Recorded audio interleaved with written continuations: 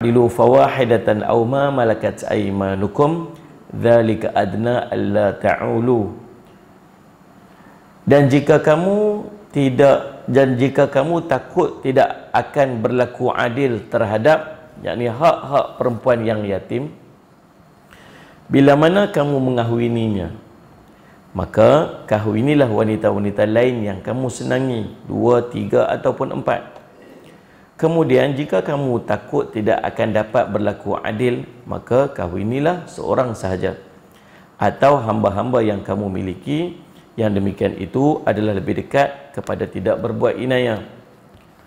Wa atun nisaa sadaqatihinna nihlah fa in tibana lakum an syai'in minhu nafsan fakuluhu hani'am mari'a.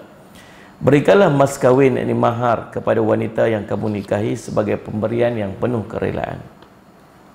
Kemudian jika kamu menyerahkan kepadamu sebahagian daripada mas kawin itu, jika mereka menyerahkan kepada kamu sebahagian daripada mas kawin itu dengan senang hati, maka ambillah pemberian itu sebagai makanan yang sedap, lagi baik akibatnya. Surah An-Nisa surah keempat ayat 3 dan 4. Kita buka muka surat 230, tengok dia punya tafsiran dia. Allahumma salli ala sayyidina Muhammad. Ingat, kita masih membincangkan perihal penjagaan anak-anak yatim. Malam kita dah bincang tentang kelebihan-kelebihan pelihara anak yatim. Nabi SAW sebut dia dengan aku dengan syurga, dalam syurga macam ni. Maksudnya dekat dengan Nabi SAW dalam syurga, orang yang pelihara anak yatim. Siapa yang lebih utama jaga anak yatim? Wali-wali dia, orang paling dekat dengan dia. Daripada kalangan soleh ahli keluarga dia, tok wan dia, tok dia, ibu dia, boleh jadi abang dia, adik dia tak lah, adik dia kecil pada dia, abang dia ke, soleh ahli Muhammad, pak menakan dia ke, adik dia yang rapat-rapat, ataupun soleh ahli Muhammad ghairihi, Nabi Allah sebut dalam Quran, Allahumma salli ala sayyidina Muhammad, ataupun yang di luar daripada kelompok tersebut, misalnya Allah Sayyidina Muhammad, yang tak ada kaitan darah. Waktu kelebihan-kelebihan dia, lepas tu ancaman-ancaman dia, jangan campur aduk harta, jangan makan harta mereka, urus dengan baik, jangan buat zalim kat mereka, apa semua.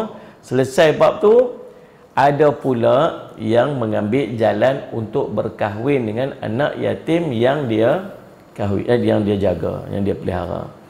Ataupun dia ambil dalam kesempatan pergi solat Jumaat, jumpa dengan anak yatim, nak ambil anak yatim tu sebagai isteri dia. Itu cara dia untuk jaga anak yatim tersebut. Solat ala Sayyidina Muhammad. Tapi disebabkan dia anak yatim, dia tak ada mak, dia tak ada pak, ataupun dia tak ada pak dia, tak ada wali dia, maka selalu dia panggil apa? Orang kampung kita apa? Taking advantage. Kan? Take advantage. Pasal orang lemah kan? Orang macam orang yang tak ada perlindungan, tapi dia mengambil advantage, mengambil kesempatan. Ini larangan Allah pula untuk mengambil kesempatan kepada orang-orang ataupun anak-anak yatim yang ingin dia kahwini. Baik, Allah berfirman dalam Al-Quran, wa in khiftum alla tuqsitu fil yatama fankihu ma tabalakum minan nisa'i mathna. Dan jika kamu takut untuk tidak dapat berlaku adil terhadap hak-hak perempuan yatim, bila mana kamu mengahwininya, maka kahwinilah wanita lain yang kamu senangi. 2. Yakni bila salah seorang daripada kamu menjadi wali yatim seorang perempuan. Dengar macam mana tafsiran ulama. Kadang-kadang tak boleh nak pakai akal sendiri untuk kita mentafsirkan ayat, saya salah pula. Bila kamu, Allahumma salli ala sayyidina Muhammad, bila salah seorang daripada kamu menjadi wali yatim seorang perempuan, lalu ia khawatir tidak memberinya mahar pada umumnya, maka hendaklah dia menikahi perempuan lain saja. Kalau dia rasa macam dia tak mampu, dia nak ambil perempuan tu, tetapi dia tak mampu untuk memberikan hak yang sepatutnya kepada perempuan tersebut dalam bentuk mahar yang wajib.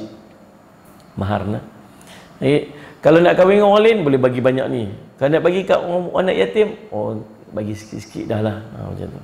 Kalau nak juga, nak bagi juga, ya bagi orang macam mana bagi kat orang biasa, macam itulah bagi kat anak yatim tersebut. Kita tak ada double standard. Disebabkan dia anak yatim, kita bagi sikit sudah. Ataupun tak mau bagi.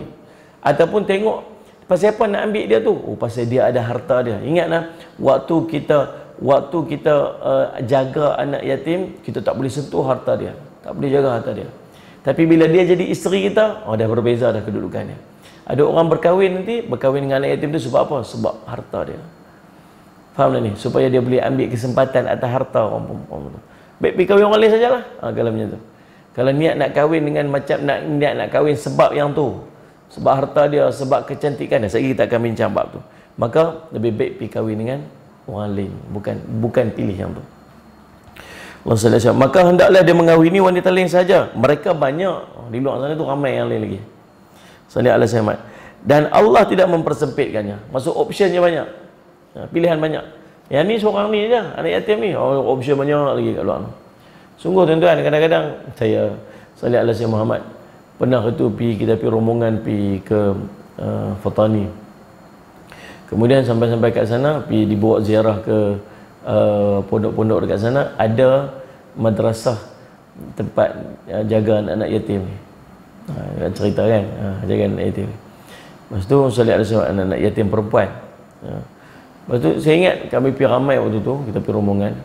Lepas tu yang jadi mainan tu, jadi bahan-bahan mainan ni ialah saya cakap, bolehlah ni tengok yang mana-mana berkenan, ambil lah buat balik. Orang buat macam tu. Dia jadi macam bahan-bahan mainan je, tahu tak? Padahal dia orang lelaki memang suka sembang bab tu. Berani ngandak je. Tiap-tiap hari pun dalam Facebook cerita yang tu je. Kan?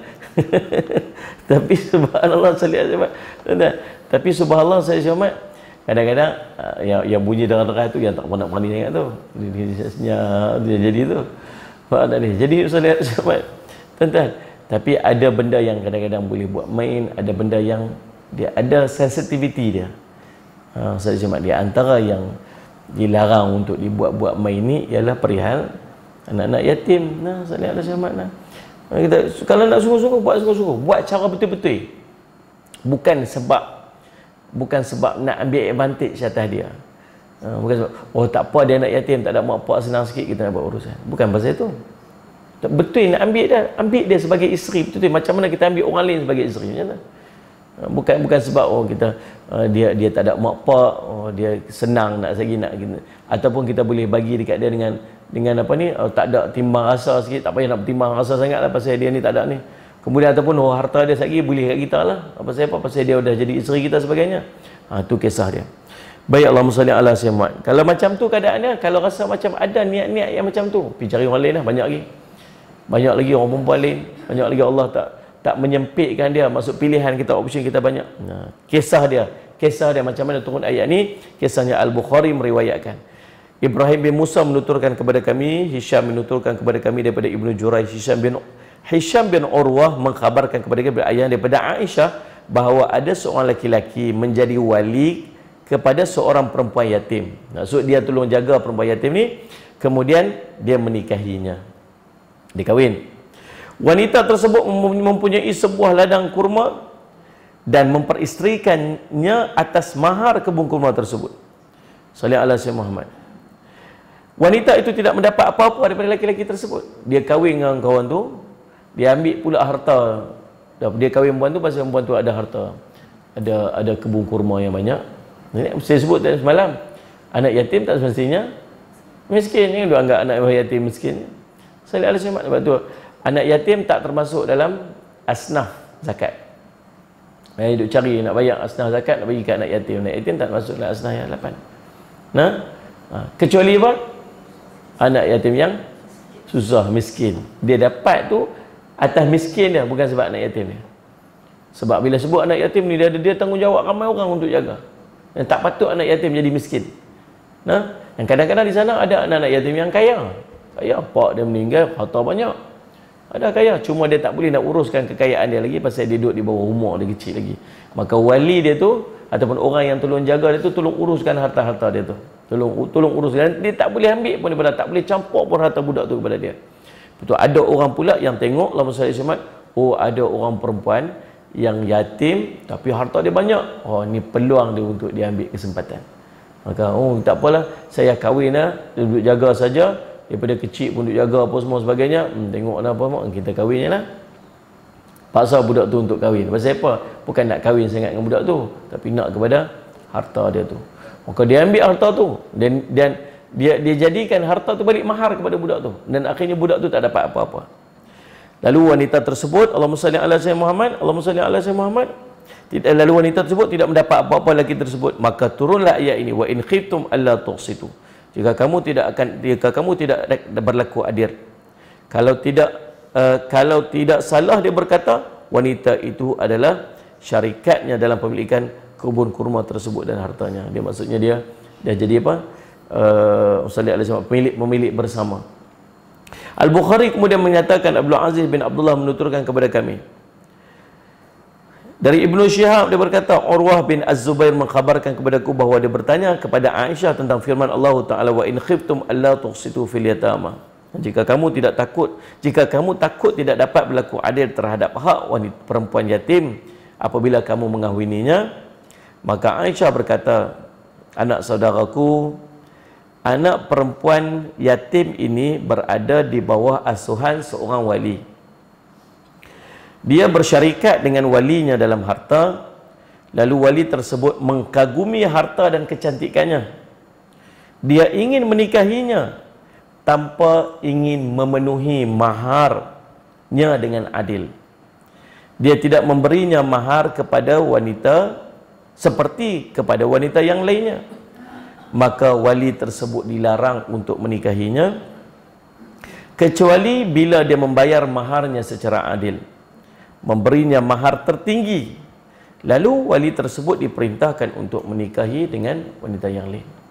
Jadi ini asbabun nuzul, kisahnya yang diceritakan oleh Sayyidina Aisyah radhiyallahu anha. Nah, kita faham bila kita baca ayat ni, kisahnya macam mana? Kisahnya salih ala syamat, kalaulah seorang itu nak mengambil seorang anak yatim ini, sama ada di bawah jagaannya ataupun di luar daripada jagaannya, untuk dijadikan sebagai isteri, maka treat dia, layan dia sebagaimana perempuan-perempuan yang lain yang dia ingin kahwininya.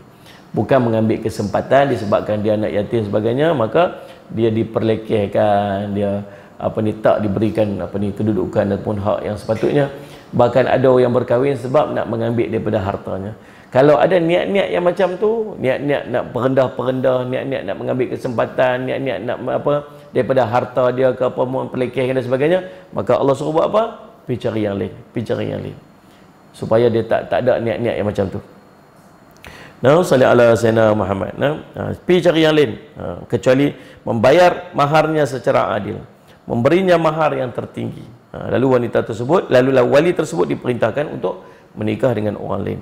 Aisyah berkata, Urwah berkata, Aisyah berkata, orang-orang meminta fatwa kepada Rasulullah SAW tentang ayat ini, maka Allah menurunkan ayat, wa yastaftunaka fin nisa, dan mereka minta fatwa kepadamu tentang para wanita. Surah An-Nisa surah keempat ayat 127. Aisyah berkata, dan firman Allah dalam ayat yang lain, wa targhabuna an tankihuhunna, sedang kamu ingin mengahwini mereka.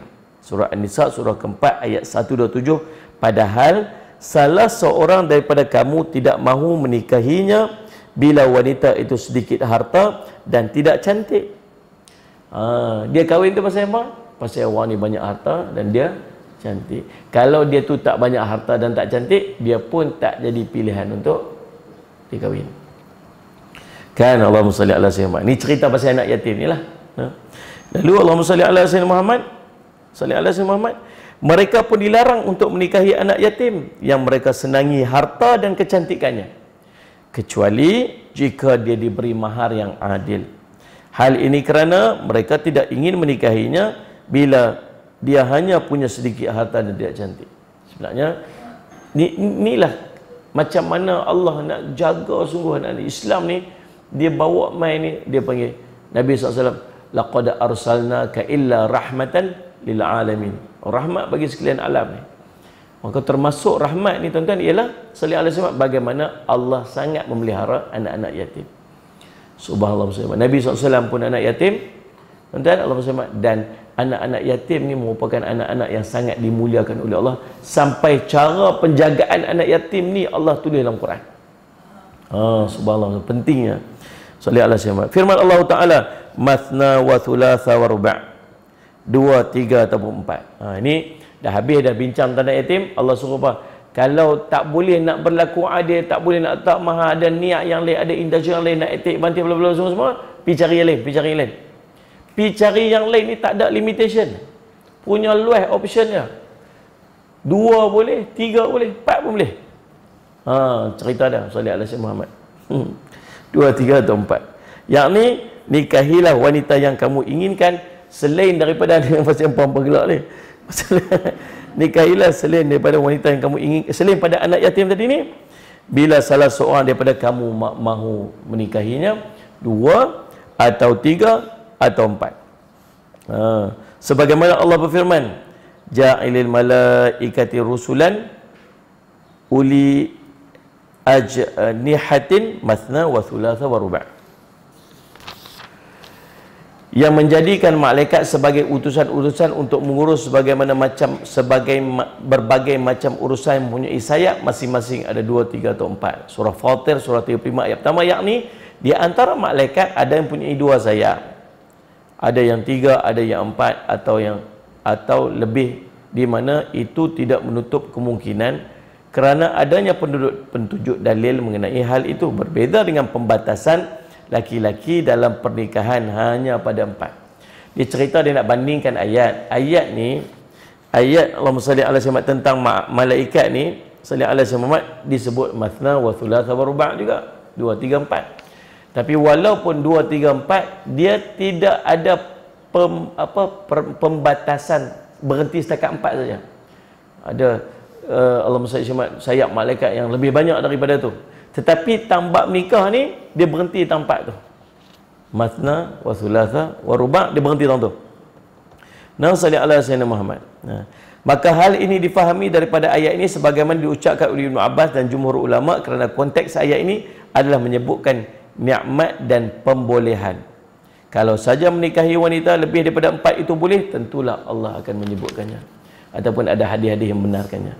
Maka berhenti zakat 4. Ada orang pandai dia guna masna wa thulatha wa ruba', 2 dan 3 dan 4, sebab menggunakan perkataan wa. Wa tu maksud apa? Dan. Jadi 2 dan 3 dan 4 dia apa? 9. Campur, kalau kamu tak mampu berlaku adil, kahwinlah 1 saja. Jadi 10. Hang tu yang kahwin 10. Tu cerdik dia panggil. Cerdik boleh kat dia. Subhanallah. 10 orang dia kahwin sekali dekat Indonesia apa? Dekat Malaysia khabar itu. 10 orang semua. Dia kata betul ya Allah sebut masna wa thulatha wa ruba', 2 dan 3 dan 4. Dia tak tahu. Kalau 2 atau 3 atau 4 dia panggil masna au thulatha au ruba' kan? Atau betul. Tengok lah. Banyak betul pula dia kata. Wah ni salli ala sayyidina Muhammad. Tuan-tuan, Allahumma salli ala sayyidina Muhammad. Jadi Allahumma salli ala sayyidina Muhammad, tahu nak tak? Asy-Syafi'i, Nabi SAW kahwin lebih. Tu macam mana? Nabi kahwin. Tuan-tuan, riwayat cerita 9, riwayat cerita 11. Salli ala sayyidina Muhammad. Oh, subhanallah, salli. Macam mana Nabi SAW boleh berkahwin dengan jumlah yang banyak? Mari kita tengok. Asy-Syafi'i berkata, siapa Asy-Syafi'i? Imam Asy-Syafi'i rahimahullah ta'ala berkata, dan sungguh sunnah Rasulullah SAW yang menjelaskan firman Allah menunjukkan bahawa selain Rasulullah SAW tidak boleh menikahi lebih daripada 4 wanita. Apa yang diucapkan oleh Asy-Syafi'i ini merupakan sepakat para ulama, kecuali pendapat yang disebutkan daripada segelintir orang Syiah yang membolehkan menikah sampai 9 wanita. Wah, Syiah, hati-hati tuan-tuan. Ni ada Allahu Rabbi Allahumma salli ala sayyidina Muhammad, tuan-tuan. Dia panggil nikah mut'ah. Ini lagi dahsyat. Kita hari tu saya pergi satu program mana gerak dia punya pahaman ni dia menular dekat students. Pahaman Syiah. Dia boleh berkahwin mut'ah, dia panggil. Mut'ah ni dia kahwin kontrak. Ada satu kisah, dia apa yang dia boleh buat lah. Contoh, ada orang nak main buat kerja. Ni kisah yang berlaku. Macam mana dia pelik kisah perkahwinan ni. dia ada orang nak main buat kerja di rumah dia contoh. Ada orang lelaki-lelaki nak main kerja di rumah. Bila orang lelaki nak main kerja di rumah ni, maka orang duduk kat rumah ni jadi susah lah. Lagi nak aurat lah apa semua, isteri, anak-anak perempuan. Macam nak buat tengok ada tak anak perempuan? Ada anak perempuan? Ada. Nikah sat dengan anak perempuan ni. Sampai habis kerja ni. Nikah sat dengan perempuan ni. Nikah. Maka nikah lah sat. Nikah berapa lama? Sampai habis kerja lah. 8 jam ke, 10 jam ke, 2 hari ke, 3 hari ke. Nikah sat. Nikah. Lepas tu sambil wadah nikah tu, okey lah, boleh lah buat kerja apa-apa semua. Dan dia boleh bersama dengan budak tu. Lepas tu habis kerja, cerai lah. Habis. Nikah kontrak ni. Salih ala Sayyidina Muhammad. Dia, macam tu je. Tak perlu wali, tak perlu apa. Tak perlu wali, tak perlu apa. Maaf ni. Nampak macam seronok, macam interested je nampak. Ada, yang ni tak ada lagi. Ni orang syiah punya cerita. Maaf ni, Allahumma salli Muhammad. Jadi tuan-tuan, bahaya tuan. Dia menggunakan hujah ni, dia kata apa? Dia pergi kat budak-budak kita, budak-budak student-student kita. Dia kata yang ni pun dalam Islam juga. Daripada kita duduk berpacaran macam ni, kan? Daripada kita duduk dating lagu ni, keluar apa semua tak halal apa semua ni, baik kita halalkan. Yang ni pun Islam juga. Siapa kata Syiah bukan Islam? Oh, dia main gitu. Depa ni pun pergi buat haji juga, depa ni pun buat umrah juga apa semua. Dia main buat, dia guna hujah tu, akhirnya dia buat benda-benda macam ni. Tuan-tuan, Allah muslimat. Boleh pilih siapa saja, boleh buat apa saja. Hatta kepada isteri orang pun. Ustaz Syahmat, tuan-tuan. Anak-anak perempuan pun, ya Allah, takut kita. Takut salli ala Sayyidina Muhammad. Lalu tuan-tuan, Allahumma salli ala Sayyidina Muhammad, ada satu kisah waktu saya duduk kat Yaman dulu. Itu tersebarlah kisah ni. Dia kata bagaimana, tengok seorang perempuan ni, dia taat pada syekh dia, guru dia. Akhirnya dia mut'ah dengan syekh dia. Dia mut'ah dengan syekh dia, dia dikahwin dengan syekh dia lah, nikah kontrak dia. Lalu mut'ah ni kira boleh kahwin lah, sejam, 2 jam, nak apa pun boleh lah. Lepas tu cerai lah. Bagilah, nak bagi apa? Mahar apa? Bagilah handphone ke, belanja makan ke apa. Macam tu lah. Kan? Macam tu lah kontrak dia. Betul. Lalu apa jadi? Dia mut'ah dengan guru dia. Lepas dia mut'ah guru dia, pregnant, mengandung. Halal mengandung tu. Dan dia punya ni lah. Mengandung tu dikira sebagai anak yang sah lah, sebab hasil daripada pernikahan. Lepas mengandung, salli ala Sayyidina Muhammad, mengandung. Lepas tu besarlah, bersalin lah budak tu. Bila bersalin, lepas tu bela sampai umur 12 tahun, 18 tahun tu. Besar lah ni. Besar dah. Dia pun nak kahwinkan budak perempuan ni. Jumpa lah calon pun semua nak kahwin. Elok tengah bertunang tu, tiba budak perempuan tu pregnant pula dah. Ni pregnant dengan siapa pregnant ni? Panggil dia. Pasal ni pregnant dengan siapa ni? Nak kahwin dah ni apa semua? Pregnant dengan siapa? Pregnant dengan syekh dia. Pregnant dengan syekh dia. Tuan-tuan boleh bayang tak apa jadi? Berserabut, berselera sampai tak tahu nasab keturunan dah. Jadi gitu. Bahaya tuan-tuan. Masalah dia bergerak sangat senyap dalam masyarakat kita ni. Ada. Hati-hati. Daripada ada kelompok mereka, dah ada markas mereka, dah ada program mereka.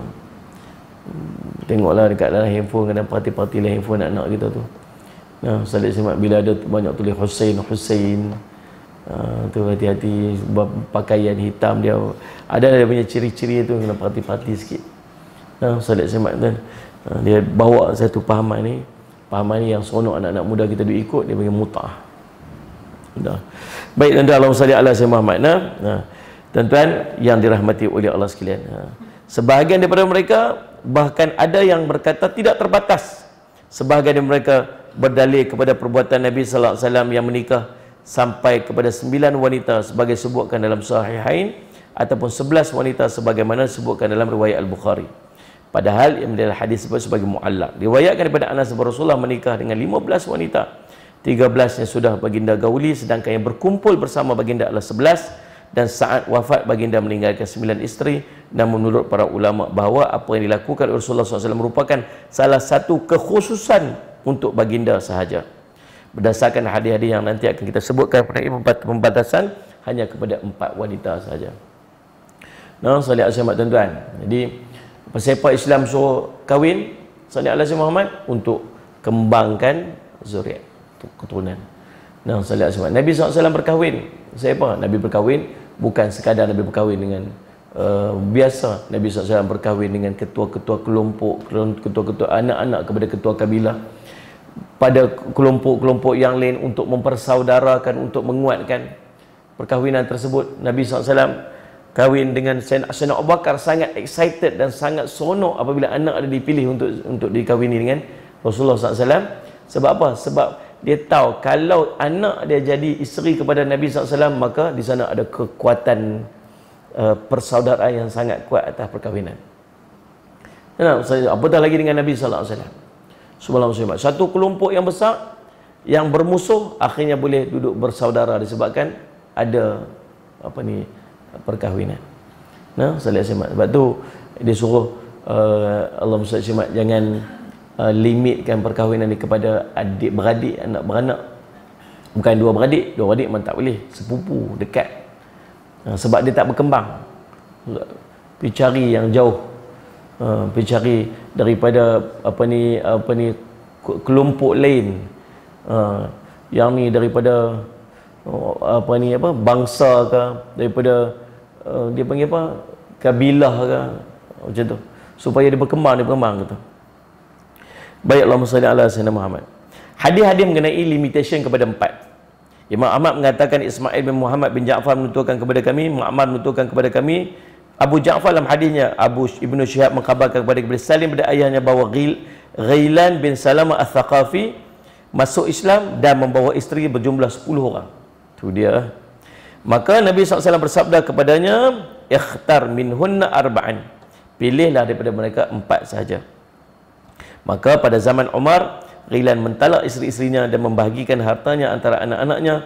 Hal itu terdengar oleh Umar. Dia berkata, sungguh aku menyangka syaitan yang suka mencuri berita serta mendengar berita kematianmu lalu membisikkan dalam hatimu sebagaimana sepertinya kamu tidak akan hidup lama lagi. Demi Allah, kamu harus merujuk isteri-isterimu dan mengambil kembali hartamu. Bila tidak, maka aku akan menetapkan warisan bagi isteri-isterimu dan aku akan perintahkan kuburnya agar dihujani batu sebagaimana kubur Abu Rigal dihujani batu. Demikian Asy-Syafi'i, At-Tirmizi, Ibnu Majah dan selainnya. Sallallahu alaihi wasallam dan para hafiz lainnya daripada pilihlah 4 saja daripada mereka. Ni cerita tentang Allahumma salli ala sayyidina Muhammad, dalil ataupun hadis-hadis yang melimitkan perkahwinan orang Islam sekadar 4 sahaja. Ada banyak hadis yang lain lah. Sallallahu alaihi wasallam Muhammad. Kalau saja menikahi daripada 4 wanita itu boleh, nescaya Rasulullah tidak memintanya untuk milih 4 sahaja kepada sahabat tadi. Kerana sesungguh isteri Ghailan yang 10 semuanya masuk Islam. Semua masuk Islam, 10 orang tu. Tapi Nabi suruh buat apa? Pilih 4 je. Manakala baginda merintahkan untuk mempertahankan yang 4 dan berpisah pada selainnya, maka pada hal itu menunjukkan bahawa menikah lebih daripada 4 wanita sama sekali tidak dibolehkan.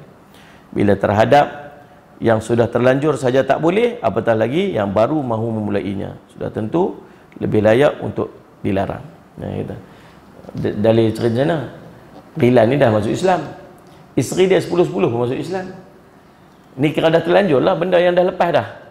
Tapi Nabi kata, Nabi kata apa? Tak apa, yang ni dah lepas dah, okey, settle. Yang lepas ni jangan dah. Yang dah terlepas ni pun Nabi suruh ceraikan, apatah lagi yang baru-baru, yang baru nak buat sebagainya. Sallallahu alaihi wasallam Muhammad. Okey. Kemudian hadis yang lain pun sama, hadis bawah tu pun sama, semua cerita yang sama, patut cerita yang sama. Sallallahu alaihi wasallam dan sambung firman Allah Taala, fa in khiftum alla ta'dilu fawahidatan aw ma malakat aymanukum. Dia panggil apa? Solution.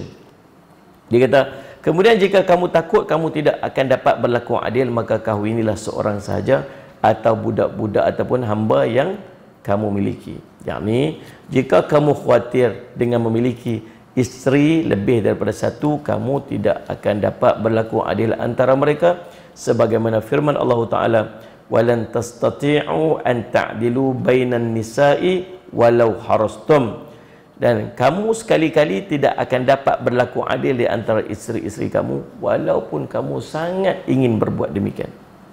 Dan ni Allah sebut dalam Quran siap-siap dah, kamu confirm kamu tak akan dapat untuk walaupun kamu sangat nak buat demikian. Kata ulama, Allahumma salli ala sayyidina Muhammad, perbahasan ayat ini berkaitan dengan perasaan. Nabi SAW pun akhirnya berdoa pada Allah, ya Allah, aku telah beri yang terbaik, aku dah cuba yang terbaik, tapi yang selebihnya aku minta ampun padamu. Tuan-tuan, kewajipan untuk berlaku adil atas bila ada isteri banyak ni ialah di antaranya ialah tuntutan dua benda, nafkah dan giliran. Nafkah dan giliran.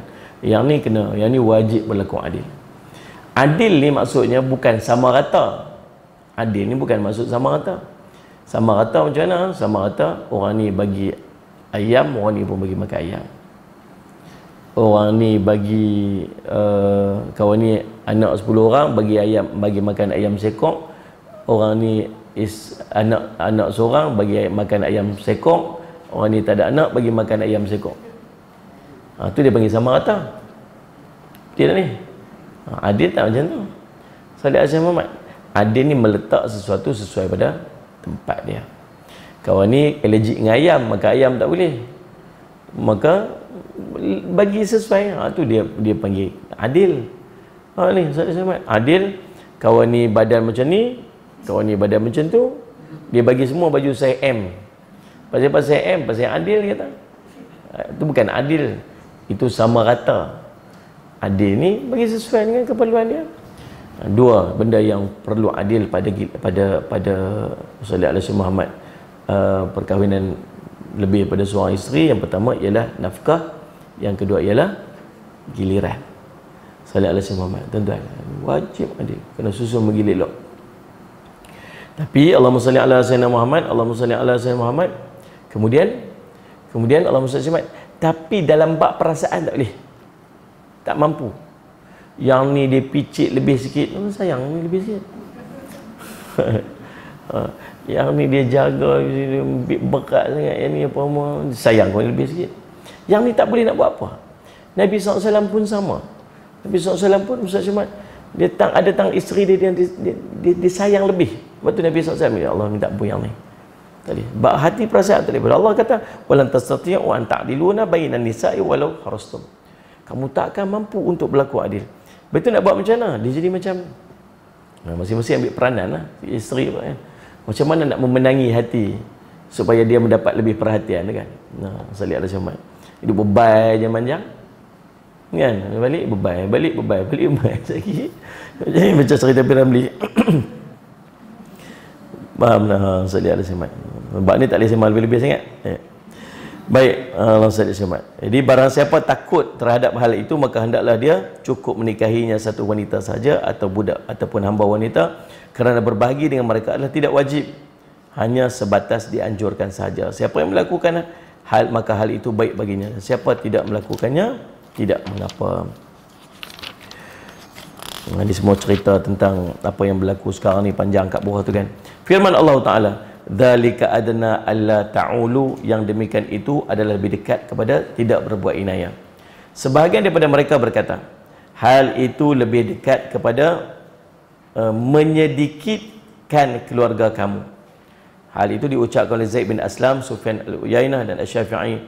Diambil daripada firman Allah Ta'ala, wa in khiftum al-ailah, dan jika kamu khawatir menjadi miskin. Surah At-Taubah surah ke-9 ayat 28, yakni fakir.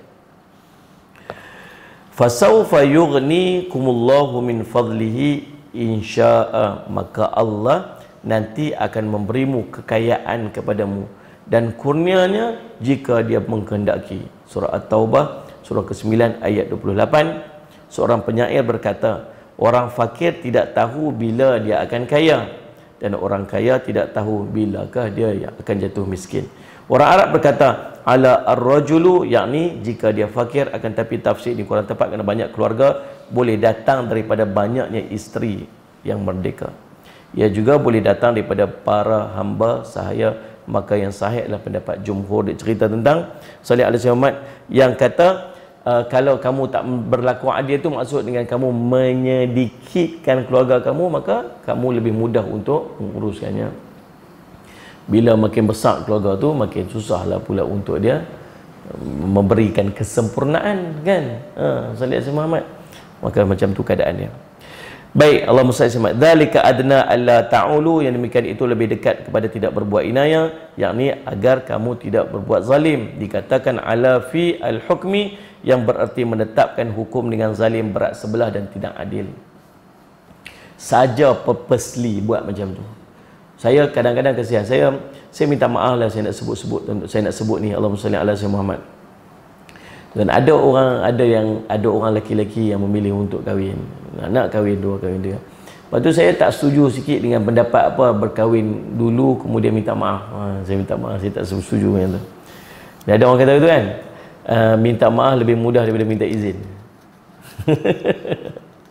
Kan? Maksud dia kahwin sembunyi-sembunyi. Dia kahwin sembunyi-sembunyi. Boleh nak kahwin sembunyi-sembunyi tu. Bukan syarat kena minta izin isteri pun untuk kahwin. Cerita dia. Suami dia nak kahwin lagi seorang, dia bukan syarat minta izin, bukan syarat minta izin isteri pun. Kata, abang nak kahwin lagi, saya tak izinkan abang. Oh, saya minta maaf, saya tak boleh kahwin sebab isteri saya tak izinkan. Bukan macam tu. Dia tak perlu pada minta izin isteri pun sebenarnya. Sallallahu alaihi wasallam.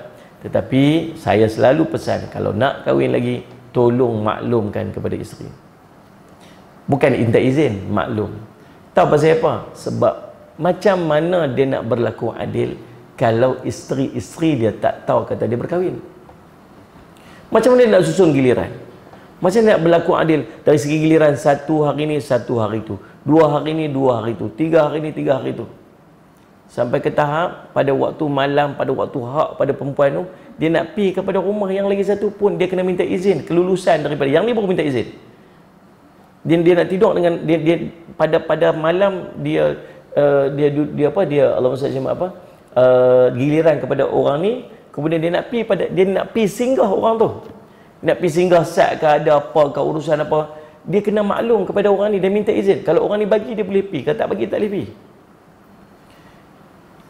Subhanallah, ini dia boleh duduk dengan orang ni, dia tinggal orang ni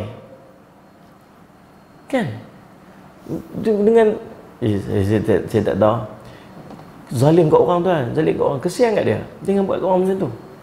Mesti jumpa kadang-kadang Allah SWT. Bila masa kamu duduk dengan isteri kedua kamu ni?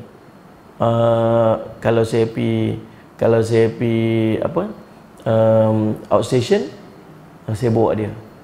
Dalam sebulan berapa kali kamu outstation? Ada 2 hari. 30 hari sebulan, 2 hari je bagi giliran kat dia. 28 macam tu. Tu adil macam mana? Nak buat macam mana Ustaz? Dia tak tahu. Kamu salah. So kata kita. Beritahu lagi tak boleh langsung Ustaz. Tak boleh langsung, lebih baik daripada kamu buat zalim kat orang macam ni. Ada orang yang kahwin, isteri dia tak pernah beraya dengan dia. Tak pernah beraya dengan dia, tak pernah ya Allah kata. Ada hari tu lepas dia mati baru tahu kata dia ada 3 isteri ke apa. Bertahun-tahun saya kata, ya Allah, macam mana hamba ni, macam mana dia buat ni. Subhanallah.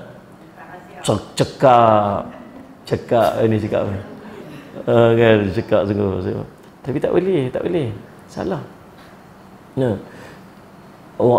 Mazhab Syafi'i dia limit dia 3 hari. Mazhab Syafi'i limit giliran 3 hari, tak lebih pada 3 hari. Nampak semangat dengar, nampak ni, mau dengar je lah, mau dengar sudah lah. Limit 3 hari sedia Allah Sayyidina Muhammad. Dia tak boleh lebih 3 hari. Pasal apa? Pasal Allah tahu lah had setakat mana orang boleh duduk, dia tak boleh pisah lebih daripada 3 hari. Saya cuma ini 3 hari. Jadi 3 hari lebih pada 3 hari haram hukum dia, melainkan dengan redha. Dan dia berbincang-bincang, dia berkata apa? Tak apalah, disebabkan macam ni keadaan dia apa semua, yang bahagian ni bagi kat dia lebih sat, sebab nanti kita ganti balik, kita top up balik insya-Allah sebagainya. Besar perbincangan tu, cerita dia. Kan senang. Dia kena ada grup WhatsApp yang tu. Dia kena grup WhatsApp. Jadi salih ala sayyidina Muhammad, dia pun susun. Jadi tuan-tuan, salih ala sayyidina Muhammad, tu cerita dia. Ada hukum-hukum fiqh terkait. Kalau tuan-tuan berkahwin, berkahwin, okey, saya tambah perkataan ingin dalam hati tu untuk berkahwin. Ingin lah. Jadi tadi tak tahu lagi. Tak tahu, boleh tak tahu lagi.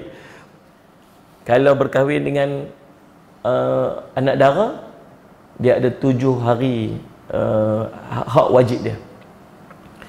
Kahwin dia, anak dara, dia dapat 7 hari. 7 hari ni untuk khas untuk dia, dia tak dikira sebagai giliran. Lepas 7 hari tu baru masuk giliran. Kalau berkahwin dengan janda 3 hari. 3 hari. Lepas tu baru masuk giliran. Lepas tu dalam tempoh giliran tu afdal sehari-sehari. Kalau duduk jauh-jauh nak buat sehari-sehari ke mana? Jadi salih alaihi Muhammad maksimum 3 hari. 3 hari. Lepas 3 hari dia kena patah balik. Kena patah balik bertukar giliran. Itu cerita. Panjang cerita hukum berkait dengan yang tu. Tuan-tuan Allah Muhammad, yang tu wajib adil. Bak giliran wajib adil. Habis macam mana dia nak berlaku adil kalau dia sembunyi? Macam mana berlaku adil sembunyi? Macam mana hak giliran akan berlaku adil kalau dia sembunyi? Sebab tu kadang-kadang dia jadi macam mana? Zalim. Kesian tuan-tuan, kesian. Ada yang mengadu, ada yang apa, Salih Semat apa ni, channel Ustaz ni saya ditinggalkan oleh suami saya apa semua. Dia kata sabarlah pasal saya ni apa ni, isteri kedua dia, saya perkahwinan kami disembunyikan. Ada yang kahwin sembunyi-sembunyi, kahwin yang illegal ni, dia panggil syndicate yang kahwin bawah pokok ni. Dia tidak letaklah kahwin pokok, maksudnya dia pemain kahwin sembunyi-sembunyi buat ni. Kemudian tahu apa jadi? Suami tak mau pergi daftar kahwinan. Dia tak sekali daftar perkahwinan, dia jadi salah, kena denda dan sebagainya. Lepas tu bila tak daftar kahwinan, perkahwinan depa tu macam tidak perkahwinan tidak berdaftar. Mungkin sah dari segi syarak, tapi tidak apa ni, tak dilegalkan. Apa yang berlaku? Tahu apa yang banyak berlaku ni. Saya dah pesan dekat muslimat kat sana. Ada yang duk dengar ialah dipujuk-pujuk akhirnya apa ni, tanam pisang rapat-rapat, agak puyuh tak dapat lari, pinang-pinang tak dapat akhirnya pujuk-pujuk buat lari macam ni ya. Pi nikah sindiket, lepas tu dia dah mula, bila dia dah nikah dia dah reluctant untuk pergi daftar. Lepas ni banyak kes jadi. Bila dia reluctant untuk daftar, maksudnya di sini dia tak ada rekod. Di sini tak ada rekod. Bila tak ada rekod, mula suami itu mengabaikan dia. Kahwin sembunyi-sembunyi, dia tak boleh berlaku adil. Bila tak berlaku adil, orang perempuan ni dah mula rasa macam dia terpinggir. Kan? Giliran tak betul, nafkah pun berterabuk. Orang perempuan rasa dia kena zalim. Bila dia kena zalim, dia nak mengadu kat siapa? Dia nak mengadu kat siapa? Suami tinggal. Ada orang itu, seorang tu kahwin. Suami tak balik-balik. Lepas kahwin tu tak balik terus. Tinggal gitu. Bila tinggal gitu, dia nak kahwin lain, boleh tak? Dia ada suami.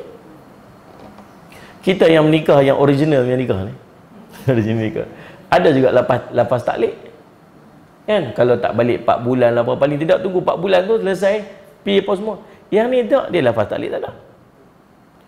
Lepas tu tinggal berbulan-bulan tak balik, tu kontang-kanting dah seorang-seorang, nafkah tak bagi, apa tak bagi. Subhanallah seiman dan kesian. Tapi dia buat macam mana? Dia yang pilih untuk duduk macam tu. Kalau dia tak nak mengadu ke Suria, kata mengadu kat pejabat agama, dia tak ada bukti kata dia kahwin. Mana bukti dia kata dia kahwin? Dia tak ada bukti dia kahwin. Dah suami dia tak mau pergi apa ni, daftar. Mana? Nak, lepas tu suami apa ni, cerai. Minta cerai. Aku tak mau cerai.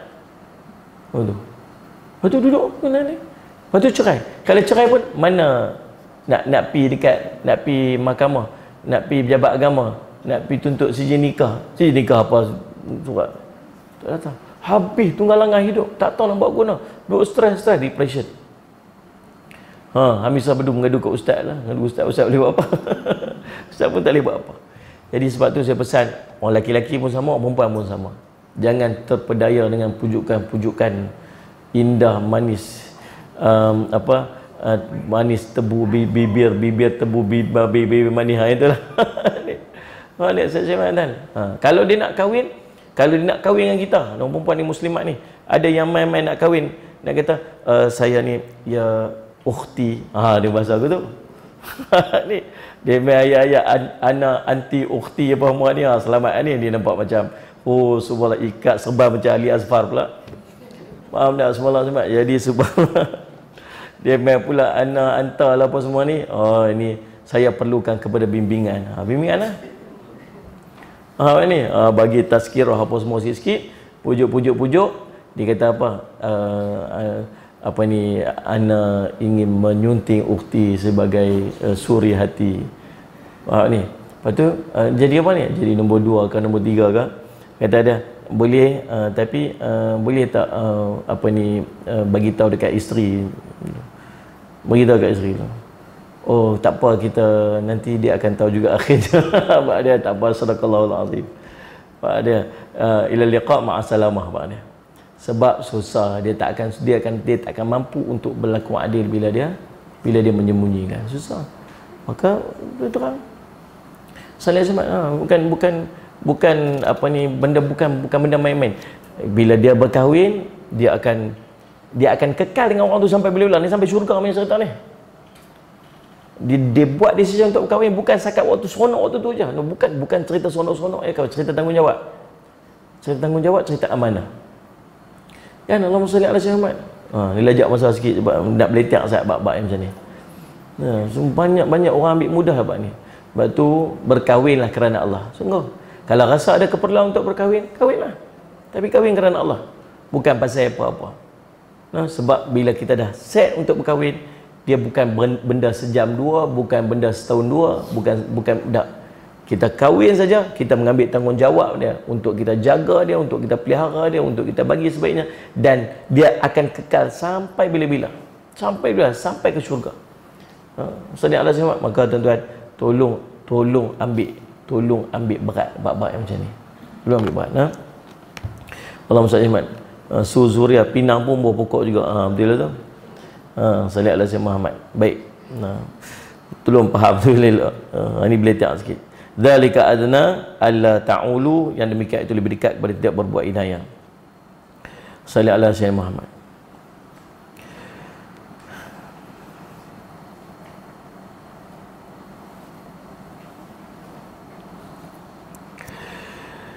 Dan firman Allah Ta'ala, wa atun nisaa sudaqatihinna nihlah, berikanlah mas kawin mahar kepada wanita yang ingin kamu nikahi sebagai pemberian yang penuh kerelaan. Yang ni kita akan bincang pada esok hari insya-Allah. Pada muka surat 241 yang bawah tu, peringkat paling bawah sekali. Itu yang tu ayat yang berikutnya, ayat keempat. Ayat keempat surah An-Nisa kita akan sambung pada esok hari insya-Allah. Mudah-mudahan jadi manfaat bagi kita. Bismillahirrahmanirrahim. Alhamdulillahirabbil alamin wassalatu wassalamu ala salil amin sayyidina Muhammadin wa ala alihi washabihi ajmain. Allahumma faqihna fid din wa 'allimna ta'wil wa ja'alna min ibadika salihin wa hdina siratal mustaqim. Allahumma arina haqqan haqqan warzuqna ittiba'ah wa arina batila batilan warzuqna ijtinabah. Wa sallallahu ala sayyidina Muhammadin wa ala alihi washabihi wasallam. Walhamdulillahirabbil alamin.